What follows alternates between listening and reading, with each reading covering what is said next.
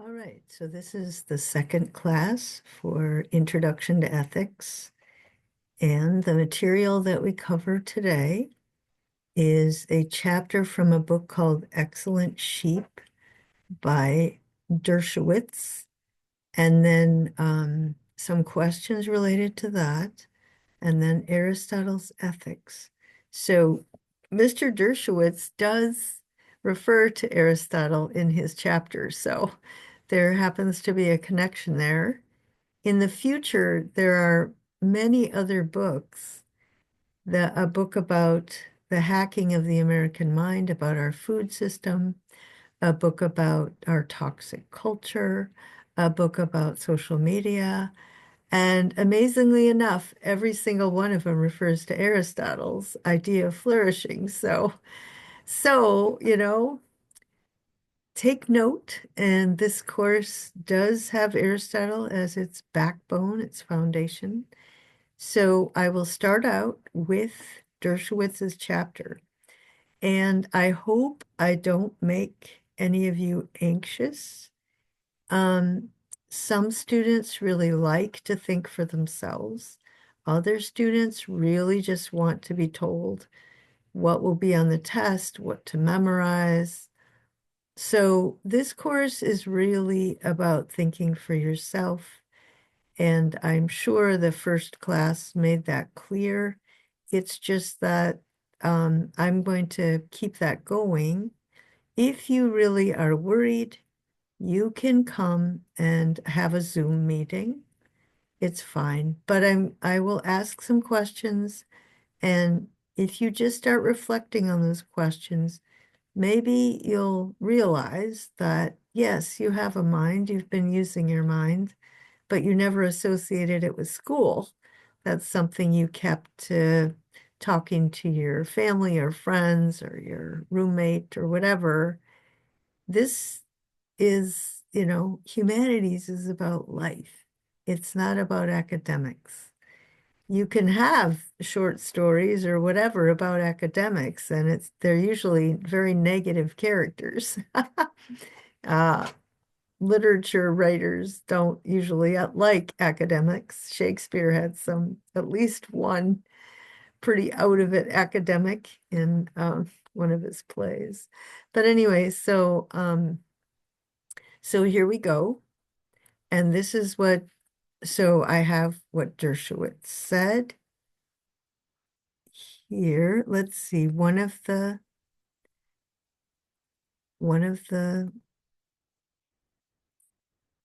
first attachment is the excerpt from the book.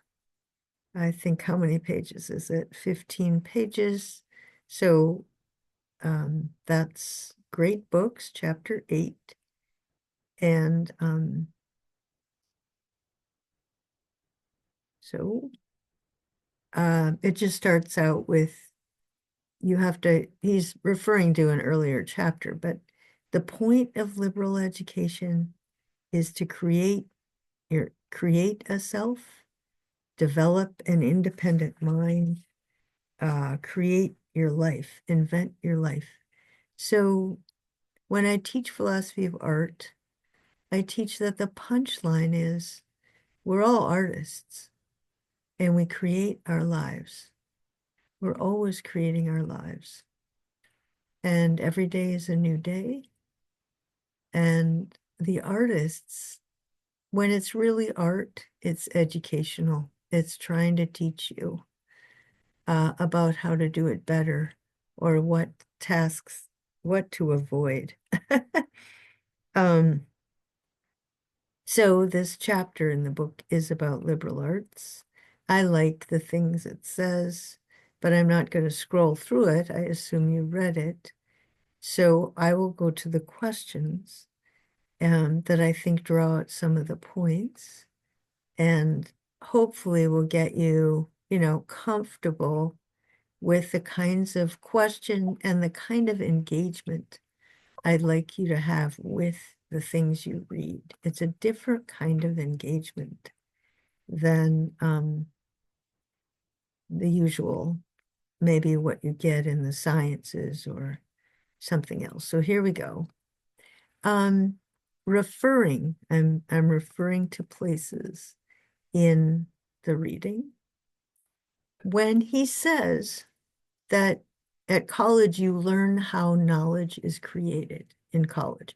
Okay, he's not just telling you that, you write it down for a test. Have you thought about this? Is the question.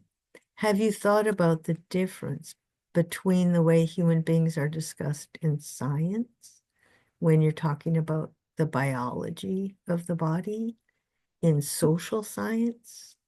How are human beings studied there? And in literature.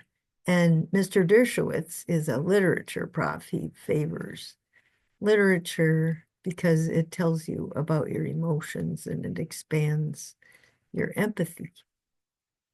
But have you reflected on that when you're taking your courses? Do your science classes give you a chance to create new knowledge? Or do they at least, do you think about, okay, the stuff I'm studying was created by somebody at some point, and you think about that process. So, and what have you thought about how you put all those together? Have you ever thought about yourself from the point of view of biology, from the point of view of social science, and from the point of view of poetry or literature?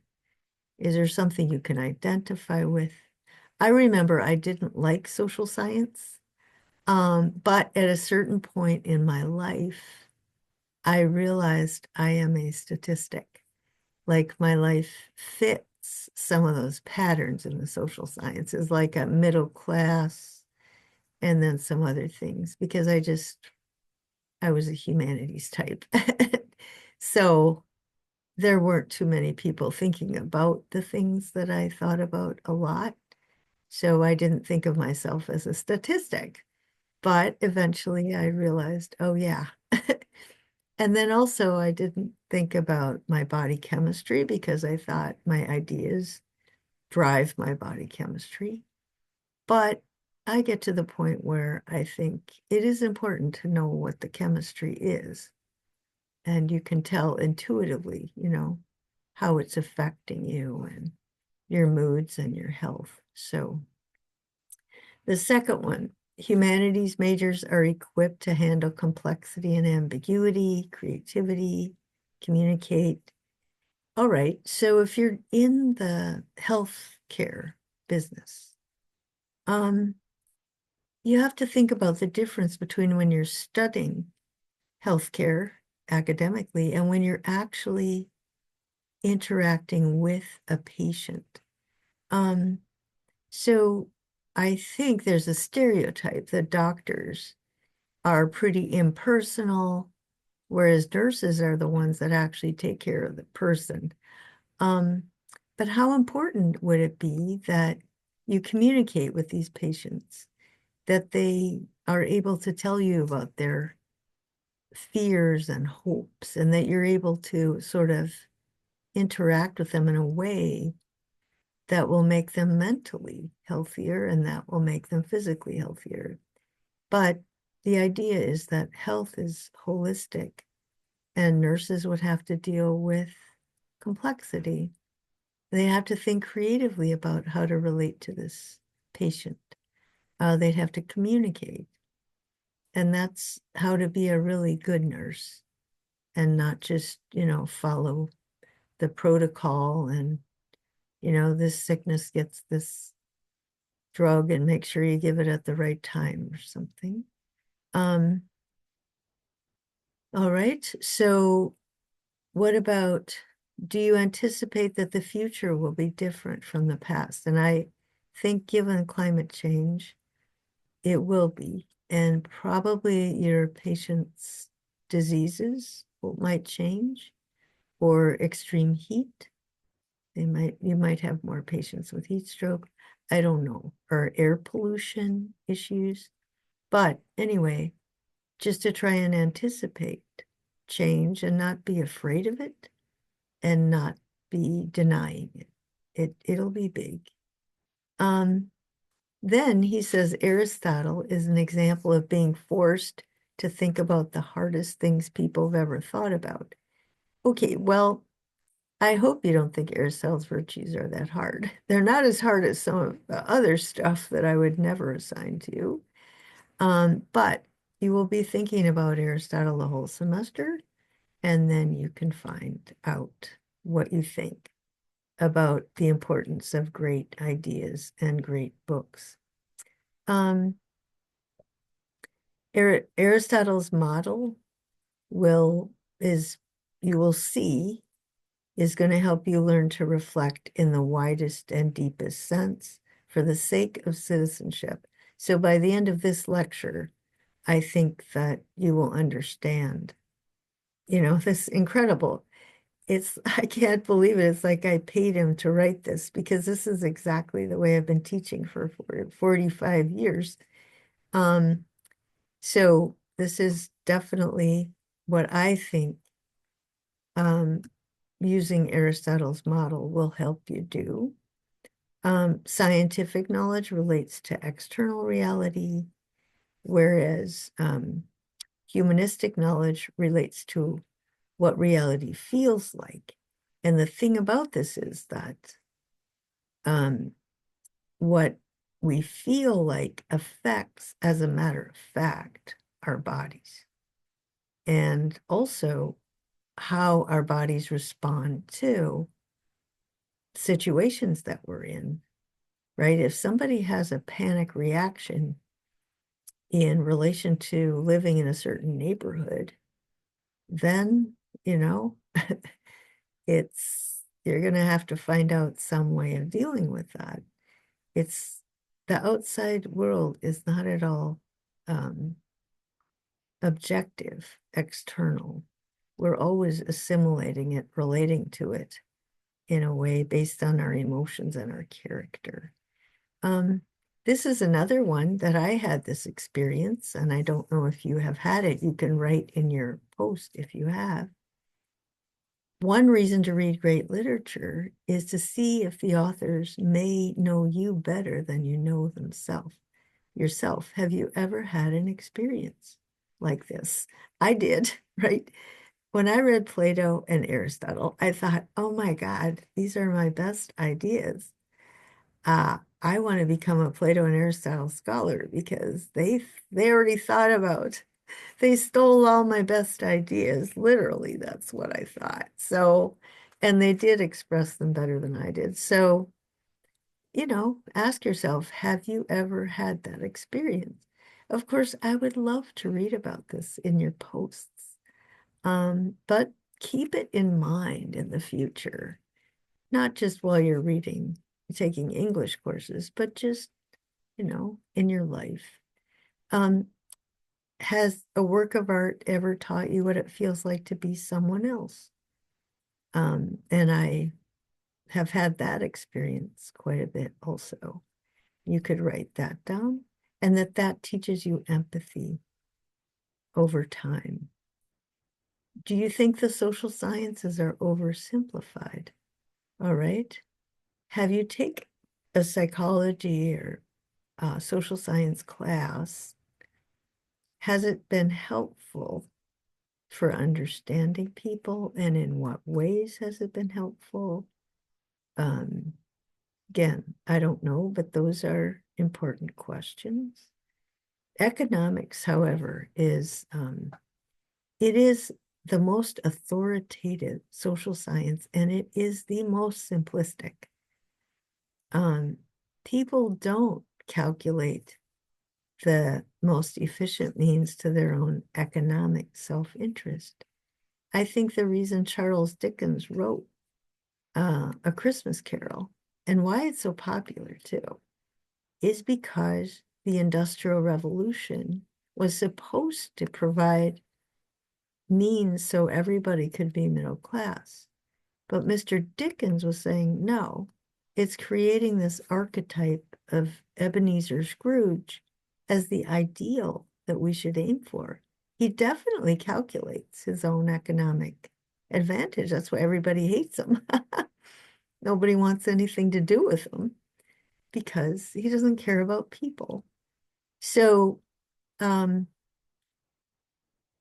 think it's really important to understand the corruption of economics, the power it has, and how it's undermined our culture so much. And this course will have a lot of that. They'll have a lot of books explaining how the economic system and money has corrupted American society.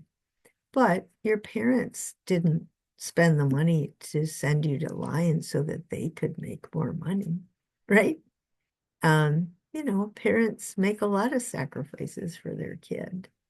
So you have to think about that if you take an economics course or if people start talking in economic lingo, uh, you know, just step back and say, no, that's inhumane. That's not accurate. That's not scientific. It's inhumane. Um, have you ever had the experience of reading history or the ideas of someone from the past and realizing that those ideas have an effect on the way you think, feel, and live?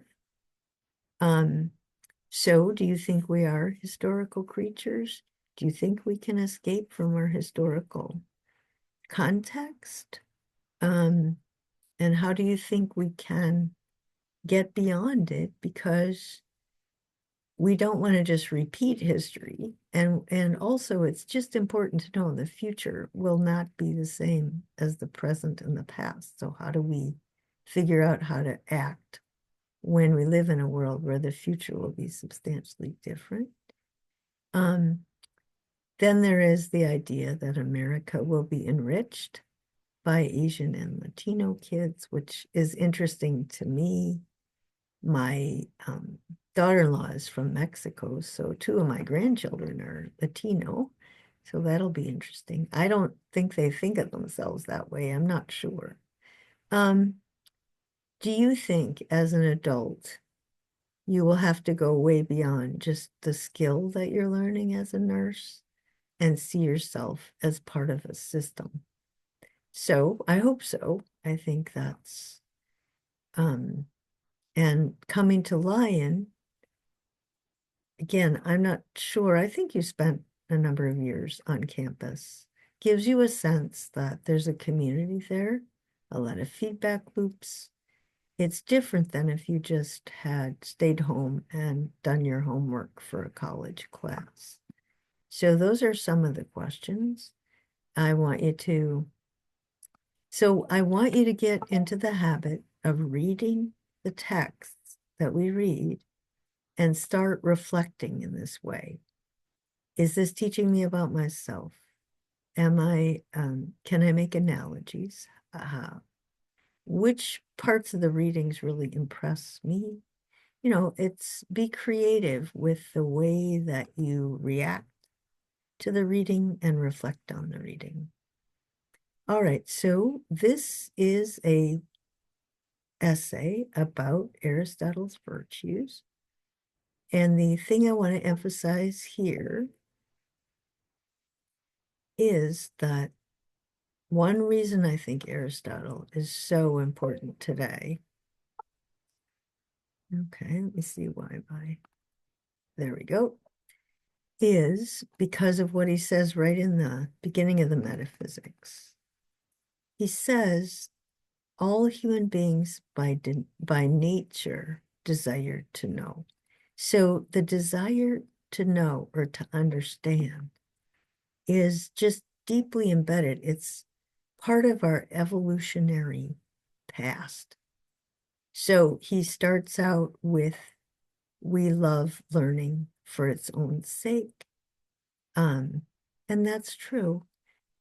If you engage with the arts, either as an audience or as a creator, you literally just appreciate color, shape, design, just for their own sake, not for any utilitarian purpose, not to make money, not to be popular. You're just expressing and using this appreciation we have for color, for sound, um, we are completely at home in a world where we just learn things all the time. Um, but okay, so by nature. So this is where he starts in his De Anima, his book on the soul. He starts out with the most immediate, least sophisticated activities of soul, which is the senses, sight, hearing, smell. And then there's another part of our brain called perception, common sense, where we put those sensations together and we realize that I'm looking at a lamp. I'm not looking at just yellow and brown and this shape and that shape, and right. It's a unified, I'm looking at a thing. But then the next thing is perception. I'm looking at it in the context of space and time. And then we start having memories before and after. And then we start having recognizing patterns in before and after. Like whenever an animal, whenever I come here, there's a predator. So I'm getting out of here. Or whenever I go here, I remember there was food. So you gravitate toward that. So there's that memory. And then you start figuring out, you gain knowledge from your cognition, from your memories. And then at a certain point, um, you start understanding the universal. So you can say, oh, there's a predator over there, but it's a certain kind of animal. And if I run into it in some other context, it will also be a predator.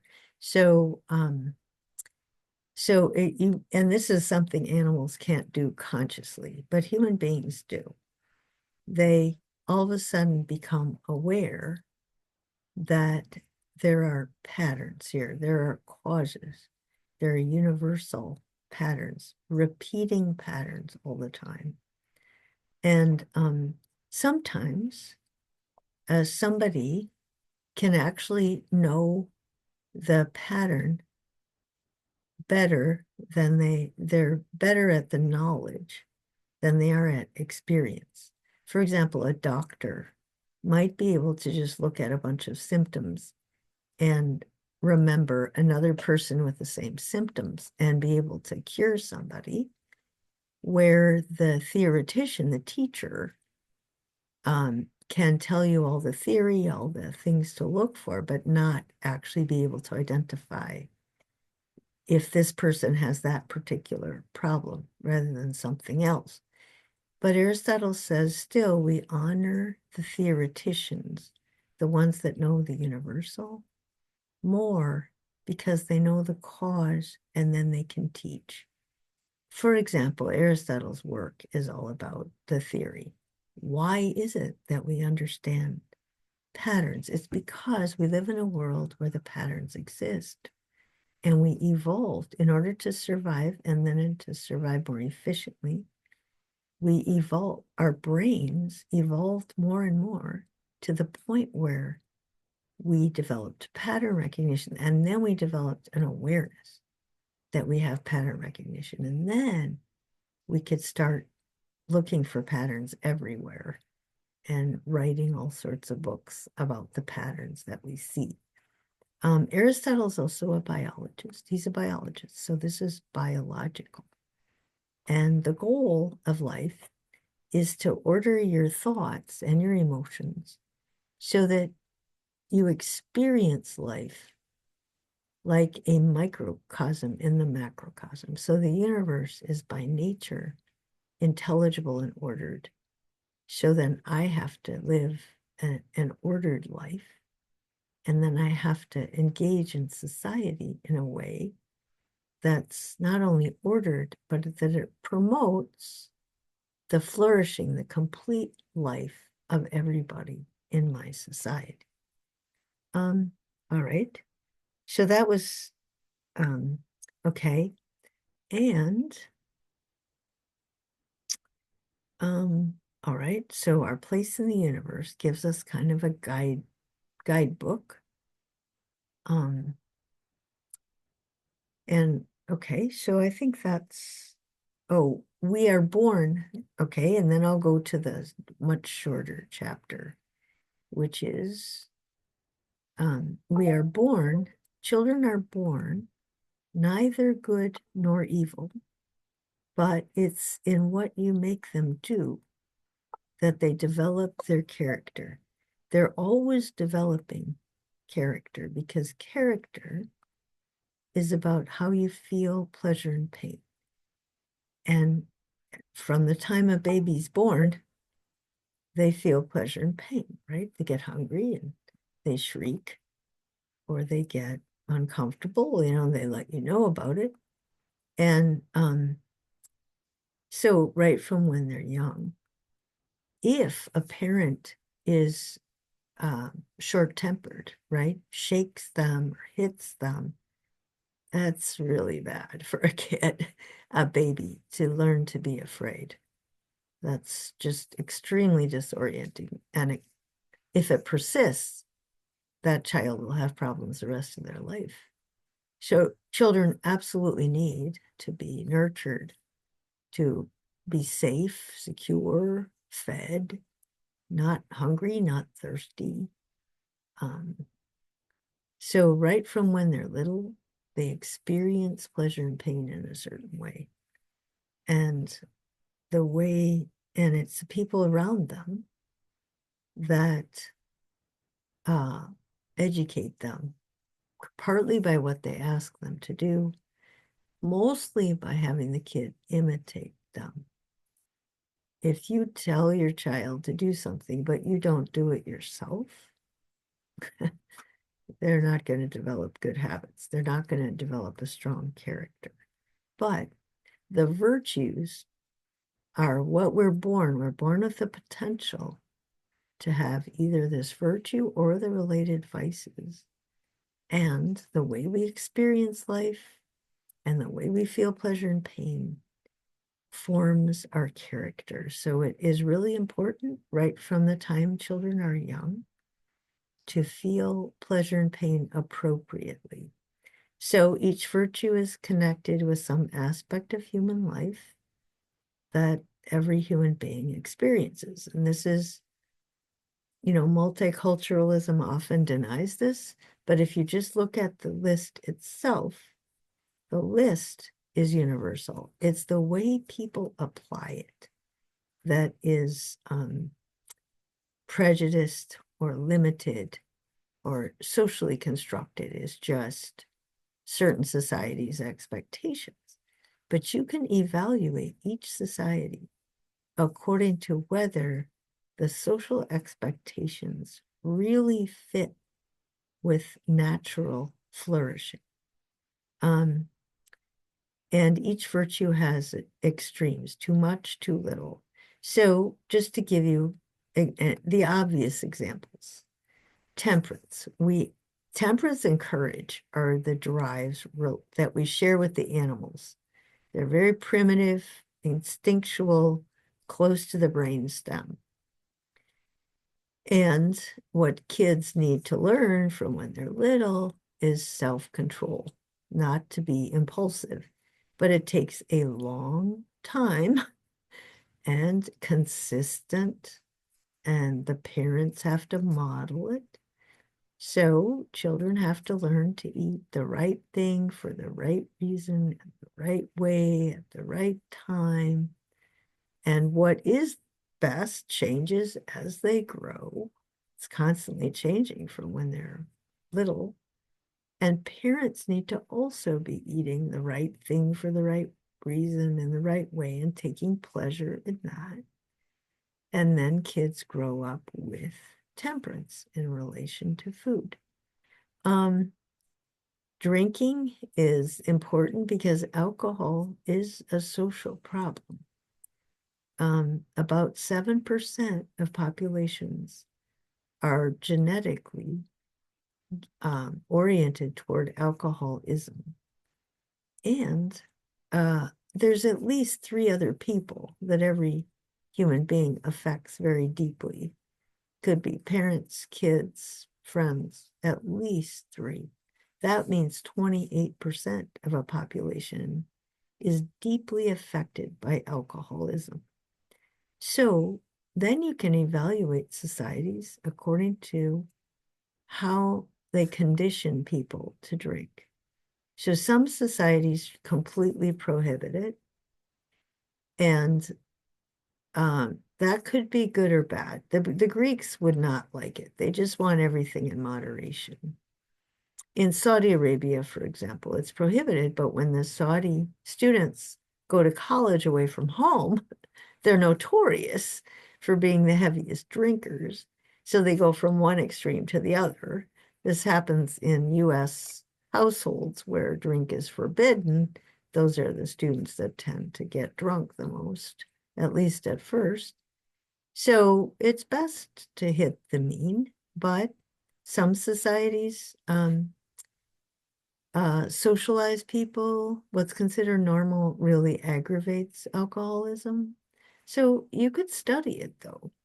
You can figure out to what extent social conditioning, what would be kind of the best model to minimize the damage done by alcohol. So that's the idea that these are universal standards. They're based on our biology, but still societies socially construct things, and we can analyze, what works and what doesn't. There isn't any one size fits all because societies have contexts and histories, but it's not completely relative either. Then you have sexuality. So human beings, yeah, there's a lot of controversy about that, but in general, human beings are cultural creatures. So their sexual relationships should normally take place within the context of creating a history together, because then they link mind and body and they have a whole history. They have a story of the ups and downs, and also if they're raising kids, if they get along, kids are better off in stable societies where sex is tied to a family history.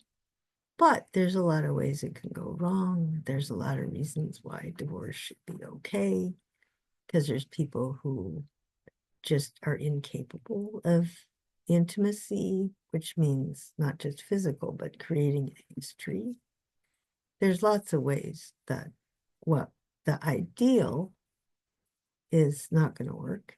I don't think it matters if you're what kind of sexuality you have. I do think that just using other people as objects for your pleasure and letting yourself get used as an object of pleasure is not, it's destabilizing. It's not good for you psychologically. But so people, obviously, they get into big debates about this, but I do think you can debate it and you can come up with something that's not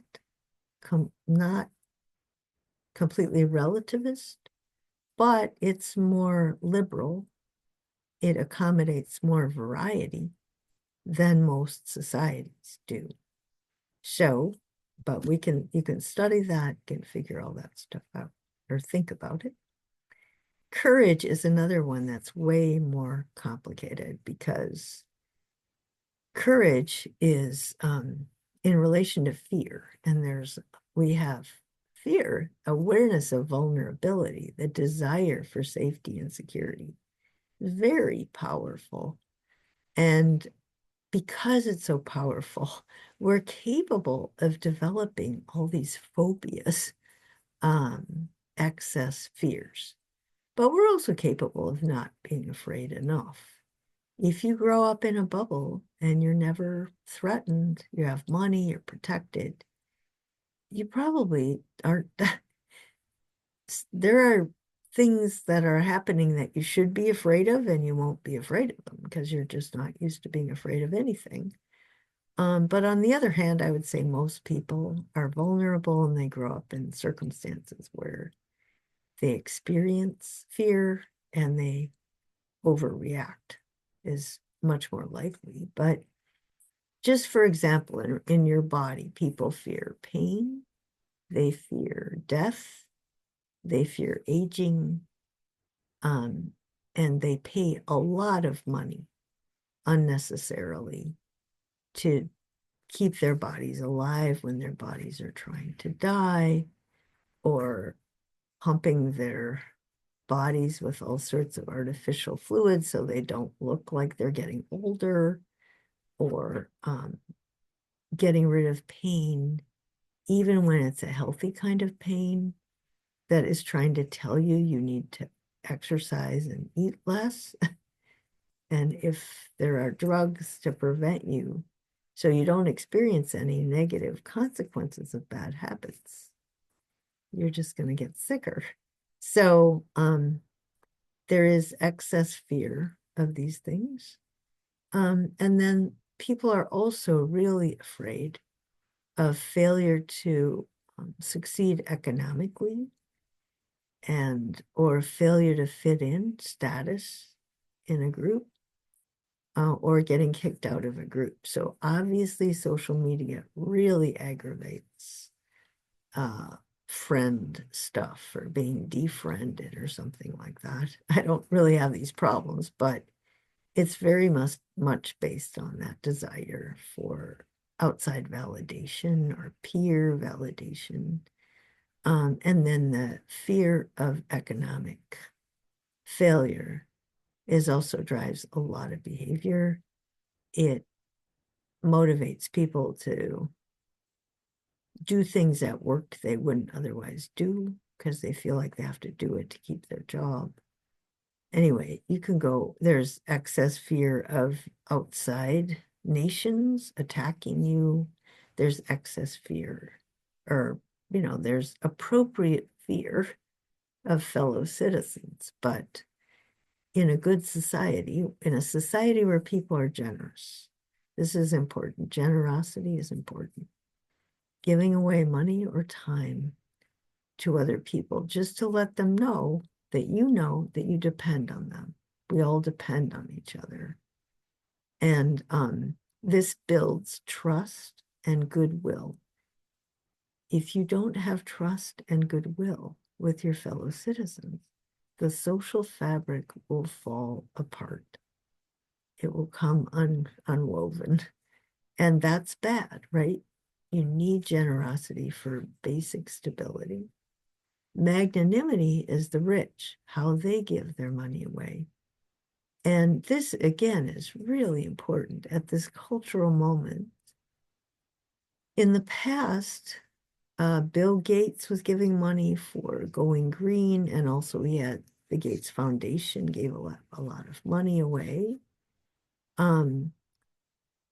Jeff Bezos' ex-wife, Scott, her last name is, she's very generous with her money. Bill Gates' ex-wife, Melinda Gates, has also been at the forefront of generosity, especially funding education for girls in developing countries. But when billions of dollars go into political campaigns, it just undermines political life even more and creates even more toxic relationships between people. And this is really bad when rich people are decreasing trust and goodwill instead of increasing it, which they could do if they were generous. We're just losing a sense of the importance of the rich to give back in ways that will maintain human flourishing. So just Donald Trump just got reelected, and Zuckerberg and Bezos and Musk, Thiel, all these people are just wanting their taxes cut again. Their investments in the stock market have just taken off again, and they don't have any sense of obligation to the rest of society. It's pretty scary, really. Anyway, so even-temperedness is in not getting too angry, but getting angry enough. Situations involving anger. Anger is a secondary emotion based on fear is the root of most anger. Rational ambition is that you figure out what it is you like to do best. What is it that comes fairly easily? And then that you do that you really think helps other people. It's a contribution you can make to the well-being of society. Then you go and get the credentials that your society requires you to get to have that profession, and then you use it in a way that contributes to society. Rational pride is that you know how to honor citizens who go over and above their social role. So every organization has people who do things that, liberal arts, our liberal arts campus, for example, there's so many people on the staff or the faculty that just do all these extra things that make life better at Lyon. And so we do have an honor day, and we have the staff person of the year. And so it's really important to do that because that contributes to a high quality of life. It again develops trust and goodwill between people. Rational humor is important because you can really want to do something noble, but you get frustrated all the time because there's so many trivial things that happen in life. But humor just gives you the ability to laugh about them so you can stay focused but not get depressed or frustrated or fixated, but just keep moving forward. Rational friendships are, we have lots of different kinds of friendships. Aristotle points out that most of our relationships are based on inequality. And it's very important that the people on top use the authority they have for the well-being of the people over whom they have it, like parents, coaches, teachers, mentors, just all sorts of roles we play, that it's important we don't abuse our power. We use it for the well-being of the people who need it, which is why we have that position in the first place. But the best kind of friendships are between people who are equal in virtue. So you admire somebody because they're self-controlled, they're generous, they're good leaders. And you meet with them periodically to talk about, well, what are you doing? How is it working? Have you made a mistake? What worked? You just have this running conversation about the good life, and it makes your life better. It improves your ability to make good judgments. It might inspire you to go further in your vision of a complete life than you otherwise would. Sociability is you put up with minor injustices. So all the way through life, there are so many things that happen that you suffer unjustly, you get treated unjustly. You just have to overlook it. That's all. And truthfulness is knowing yourself, knowing what skills you have and not overestimating or underestimating. Being self-deprecating is not helpful.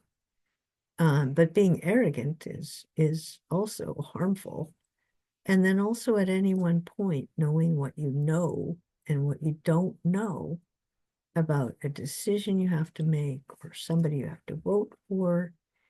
And then you can act appropriately, or judgments about how much power you have.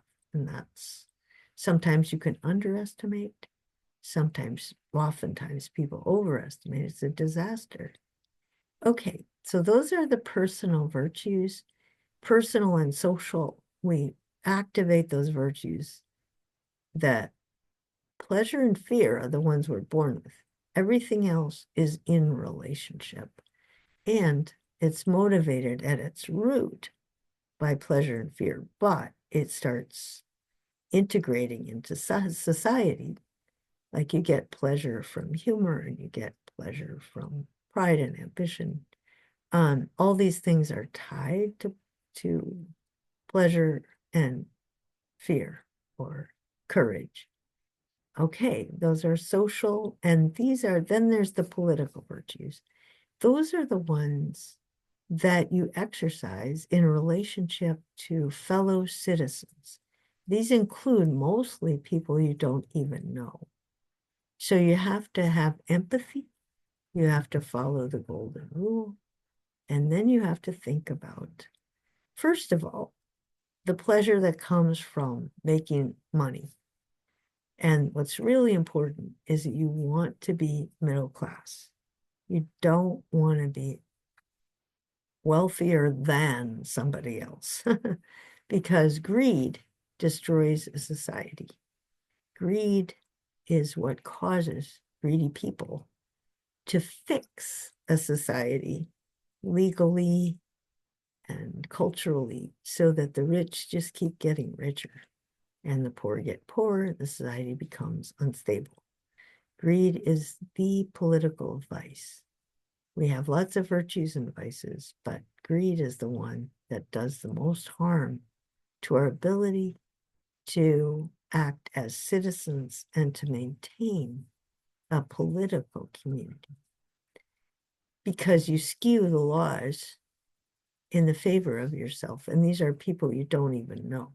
You know, usually socially, people you know, you're not going to cheat out, not as likely to mistreat because you know them, right? You have a bond, some kind of friendship bond with them. But as a citizen creating a political community, you have to really identify with people you don't know and ask, is this going to be fair to everyone? Is it going to help everyone flourish? So making laws. So the point is to make laws that develop our capacities and also that create a middle class. And laws are directed toward how to distribute wealth. So how to allocate resources and also always with the goal of developing human capacities. So, for example, you would want to give college scholarships to kids who can't otherwise pay for it. You would want to give it in a field that they can flourish in. For example, no one would give money for me to get a PhD in mathematics because that would be a complete waste of money. And just because somebody gets a grant for a PhD in mathematics doesn't mean if you believe in democracy that everybody should get it. They have to qualify, they have to show that they have ability and motivation. But you should distribute wealth in the way that provides everyone opportunity. So the social goods that everybody needs are education, healthcare, public transportation. These are basic things. Everybody needs those at a basic level. And so those are the ones that ought to be taken care of through taxes. People can get additional, super quick healthcare or super sophisticated, but they should have to pay for that on their own. It's just that everybody should get some basic care and education. Punishing wrongs. How do you punish people so that the future you can rectify, you can punish them in a way that when they finally get out of jail or prison or pay their fine, they will be able to flourish. Do people get the same punishment for the same crime? And do they get it within a reasonable amount of time? If you're rich right now, if you're rich, it seems like you can pay lawyers that make a lot of money because they're very good at getting people off in the US. And if you're poor, you don't get much of anything and you end up in prison or jail, and then you lose your job and you can't pay your bills. It's just a downward spiral. So the US has a pretty dysfunctional criminal justice system. Equity is knowing how to apply the laws to particular cases. That's what judges and juries do. Or it's not just the political level. Any organization has rules, policies, and then it has people who apply the rules. So every organization has these structures. Now, knowing what to do in a given situation. So you've got this whole background, you have these virtues, you have these issues. Now, you have to make a decision in this particular case. Well, how do you approach it? The object of wish, the ultimate goal, is always human flourishing. Then, someone who knows how to deliberate well in a given situation can lay out what are all the options. First of all, not claiming that something is possible when it's really not. Don't have enough money, forget it. Or someone claims this isn't possible when it actually is possible. So we don't have enough time. Well, maybe this person can get hired to do that, or this person's job can be changed so that they have time to do that. So, you have to be really deliberate about what are your real options, and then which option is best and why. And then you also have to be able to persuade people. You can convince people that are involved that this is what's best, so you can make the command, right? And you can be obeyed. But you have to be persuasive and you have to really want what's best. So Aristotle says a person with a reputation for practical wisdom is literally the truth of the situation, because in practical issues, there is no truth apart from a person making a choice in a situation. That's the truth of practical mind, practical affairs. Another thing that's important in every decision is you have the appropriate knowledge or expertise, or you know that you don't, and you know who to go to get it. So we have these other capacities that we have to develop. One of them is our capacity to create things. Some of those things are the arts, but some of them obviously are business. In business, people produce, they create all sorts of things, right? Now, the art of production can be corrupted. A person who makes shoes, for example, can make shoes that are good for your feet and keep your feet healthy. Or, of course, you can have the pointy-toed high heels that wreck women's feet, so they have to get foot surgery, or they twist their ankles, and it's ridiculous how many shoes are just dysfunctional. They're harmful. But that's true of a lot of products, because guess which ones cost the most money and make the most money for the shoemaker. So if the shoemaker's motivated by greed, you're going to have a lot of shoes that ruin people's feet and are not good for them. But that's true in any production. All right.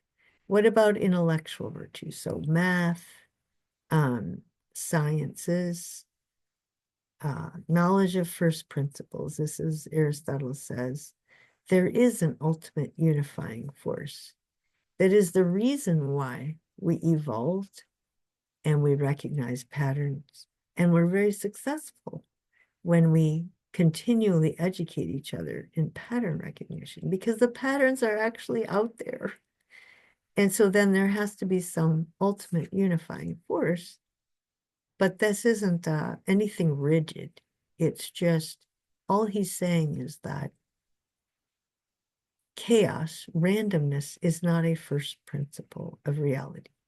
So when you see all those genetic mutations in a microscope, it looks like it's totally random, but the key is which gene actually succeeds and leads to another species. The reason one gene rather than another becomes is because of the system that's already there. So the order puts the limiting conditions on all this potential. So we might have infinite potential, but what becomes actual is finite. And so order is prior to disorder. That's all.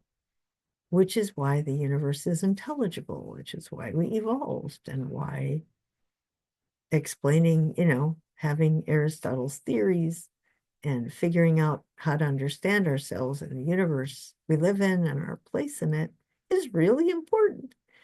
And so, thank goodness for Aristotle. Okay, and then human affairs are less precise than science. Science is more predictable, but still there are patterns. That's where the humanities is about empathy and identifying with characters in a novel or poetry. And the sciences are about supposedly objective reality, but our own experience of the outside world or biological realities has a human side to it too. Scientific research, who funds the research, and what are people allowed to research and what are they not allowed to. So scientific research gets caught up with greed or power, gets tied to military or corporations. So it's one thing to understand chemistry. It's another thing to understand what research is being done, how the chemistry of our atmosphere is changing, and what we should do about it. And what's behind that change is greed and how we can change our economic system. So that's kind of what I want you to get is that you have to have all of these virtues and you have to be able to position them in relation to each other. And that's really what humanities, what the whole liberal arts experience is about. It's figuring out how to do that. Now, your assignment would be to think about one example where you thought to yourself about eating too much, too little, the mean, or when you were in a situation of fear and it was too much, too little, the mean. Generosity. So try to go through, I don't know, not all of the things. You're not rich. You don't have to worry about magnanimity. Anger, when you're too angry, not angry enough. So you can put those things on your post, plus the answers to some of the questions in the great books. So that would be on your post. And then also, you can connect this to why this outline said that liberal arts educated people are better leaders, they're more engaged in their communities, they're more engaged with the arts, things like that. So you can see how all this is connected. Let me show you again the assignments. You post them over here. And it's 350 words, due January 17th. Then it's, okay, so there's a number of words. The syllabus has exactly, the kinds of reflection I want you to make, and the lecture hopefully reinforces that. And then you just post it there. So, okay.